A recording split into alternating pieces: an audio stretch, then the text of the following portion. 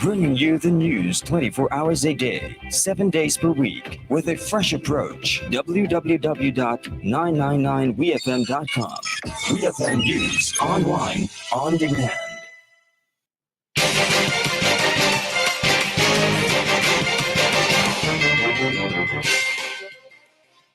Welcome to WEFM's Midday News, sponsored by Klein St. Vincent Limited. Refer a friend and get $50 cash back for you and $50 cash back for your friend on loans of $3,000 and over at Quartz Ready Cash. Plus, you get flexible payment terms, hassle-free service, and fast approval. All you need is your ID, proof of address, payslip, job letter, and 2 references. Apply now. Visit shopquartz.com. The more friends you refer, the more cash back. What are you waiting for? Make every moment count with a loan from Quartz Ready Cash. We are ready when you are. Conditions apply. On the local scene, the government of St. Vincent and the Grenadines is set to launch the Prime Minister's Youth Advisory Council before the end of the month of August.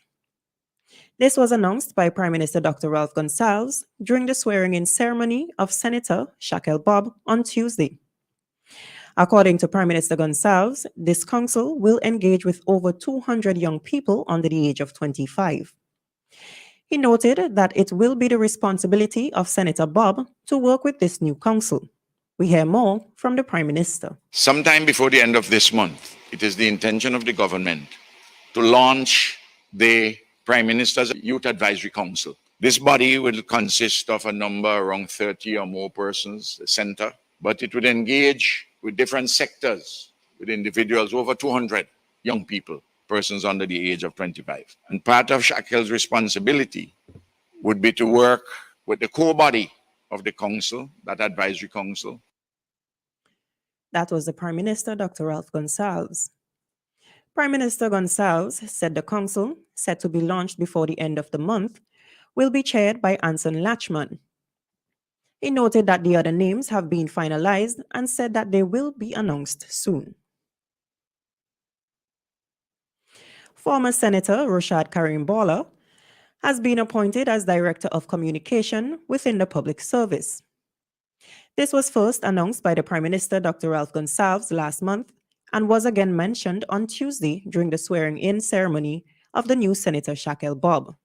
We hear more from the Prime Minister. He has been appointed to the position, public service position of Director of Communications. He demitted his office as Senator, as he wrote to Your Excellency, voluntarily. We discussed the matter and where we could best make use of his immense skills. And I'm happy that he's here to give moral support to Shaquille. That was the Prime Minister, Dr. Ralph Gonsalves. The Prime Minister expressed great confidence in Mr. Balla in taking up his new post, one that has been vacant since the retirement of former Director of Communication, Mr. Elson Crick. Still on the local scene, Tuesday, August 15th, saw the swearing-in of St. Vincent and the Grenadines' youngest senator, Shaquille Bob.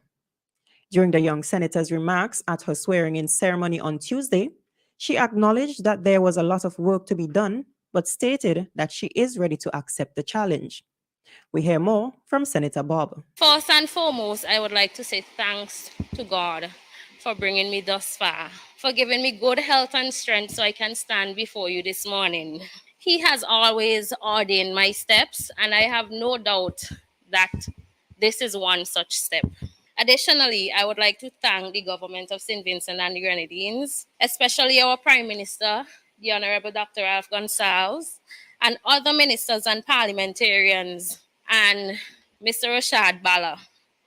Also my mentors, for trusting me and for the confidence they have bestowed in me in this capacity. I know for a fact there's a lot of work to be done, and I assure you that I am ready to a challenge. That was Senator Shaquille Bob. Before swearing in as a senator, Bob worked for a number of law firms and was the legal officer at the Financial Services Authority.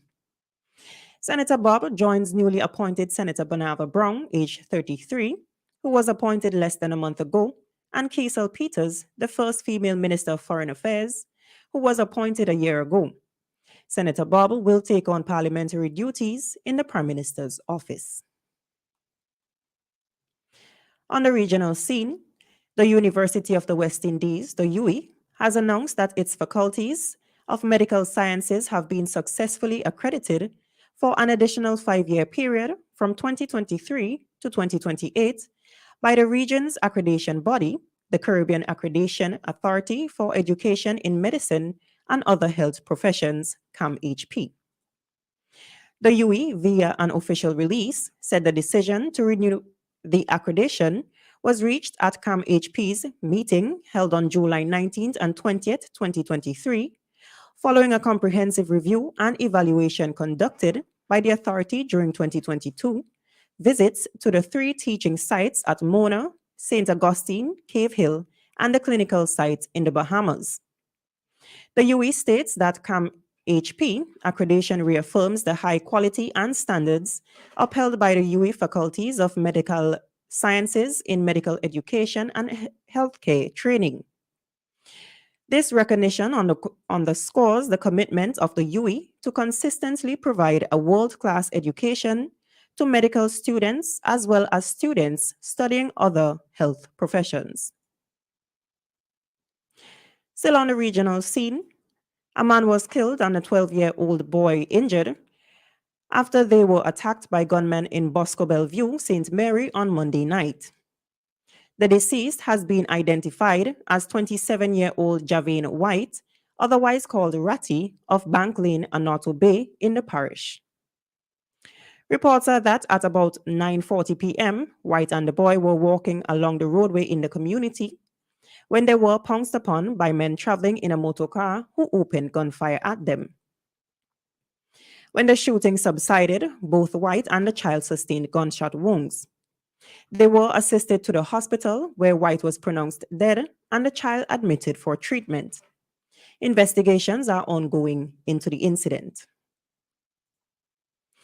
On the international scene, a week after wildfires ravaged Hawaii's resort town of Lahaina, search and rescue efforts on Maui Island continue, with officials saying that the death toll has risen to 106.